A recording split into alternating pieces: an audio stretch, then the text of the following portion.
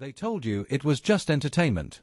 They swore it was all part of the act, that the moment Triple H delivered that crushing powerbomb to Ronda Rousey on live television was a carefully choreographed segment meant to entertain fans, sell storylines, and elevate everyone involved. But what if that's not the truth?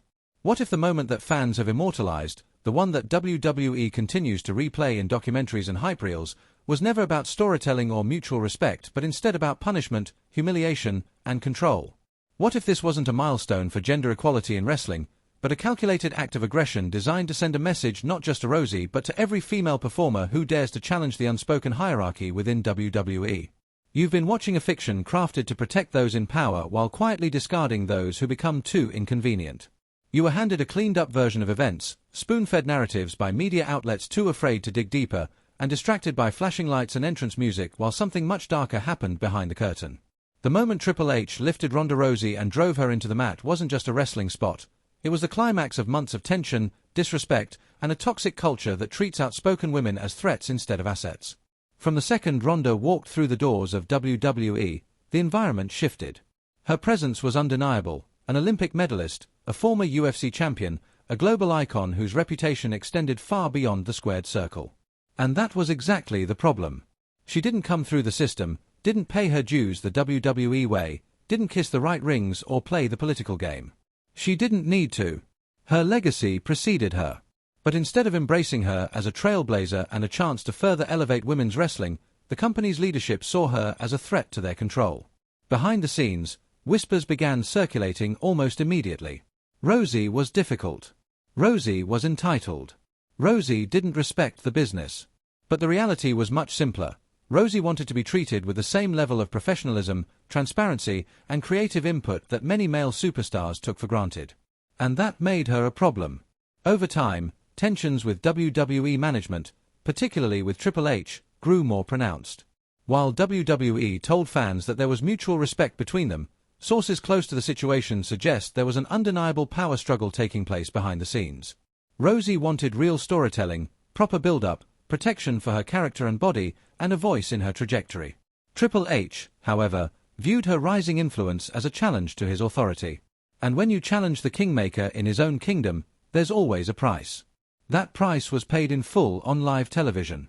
While the official version of events paints the infamous powerbomb as a mutual decision made in the spirit of compelling television, multiple backstage insiders have confirmed that the move was not executed as rehearsed. Rousey was supposed to get an offense, to assert herself as a formidable presence, to create a back-and-forth that would keep both stars protected. What we got instead was a brutal, one-sided display of dominance that left her physically and emotionally shaken. According to those who were there, the powerbomb wasn't just stiff, it was reckless. Executed with excessive force, Rousey landed harder than she should have, with very little protection. Backstage, the mood was somber. Rousey complained of back pain, dizziness, and numbness in her legs. But WWE's medical staff, under corporate pressure, quickly cleared her without the full battery of tests typically required after such an impact. And rather than allow her to recover, WWE pressed forward, continuing to book her in high-profile segments while spinning the incident as a triumph of her toughness. It wasn't. It was a warning. A reminder that no matter how big you are, how famous you are, how much the fans may love you, if you don't fall in line, you will be made an example of. And then came the spin. WWE's PR machine went into overdrive. They produced glowing behind-the-scenes content showing Rousey laughing with Triple H, editing footage to portray a spirit of collaboration that those on the ground said was nowhere to be found that night. They pushed a media narrative of empowerment, of boundary breaking, of Rousey being one of the boys who could take a hit and keep going. They praised her for her toughness, lauded Triple H for his professionalism, and sold the moment as a new benchmark in the evolution of women's wrestling. What they didn't do was acknowledge the danger, the negligence, or the very real injury Rousey sustained. They didn't talk about the conversations happening behind closed doors, where her representatives raised concerns and were met with dismissiveness. They didn't talk about how Rousey, in private, was shaken not just by the move but by what it symbolized: her loss of agency, the betrayal by a company she had committed herself to, and the realization that she was never truly in control of her own narrative. They didn't talk about how her enthusiasm waned, how her interviews became colder, how her trust in the process evaporated as she continued to be placed in high-risk situations under the guise of equality. Imagine if the roles had been reversed. If Rousey had delivered a similarly dangerous powerbomb to Triple H, potentially injuring one of WWE's most powerful executives. Would she have been praised? Would the company have released celebratory content and highlight reels? Of course not. She would have been suspended, blackballed, labeled unprofessional, and buried in the press. But Triple H is untouchable. The son-in-law. The heir to the throne. The man who controls the pipeline of talent and decides who rises and who falls. And so the incident was reframed, repackaged, and resold to fans as progress. But it wasn't progress. It was regression.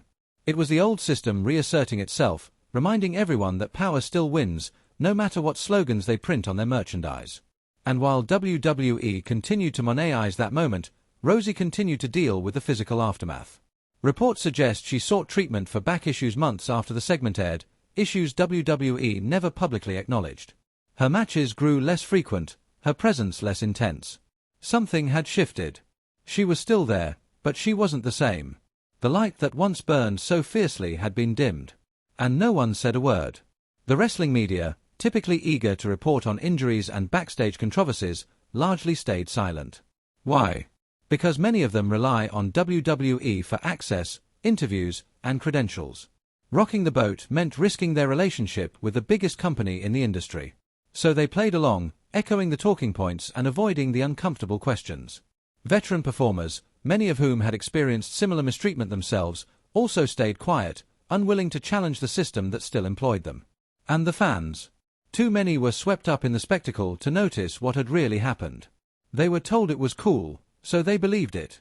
They were told it was empowering, so they clapped. They were told it was a victory for women, so they cheered. But cheering for exploitation doesn't make it less exploitative. Ignoring pain doesn't erase it. And failing to ask questions doesn't absolve anyone of responsibility. WWE has continued to celebrate that.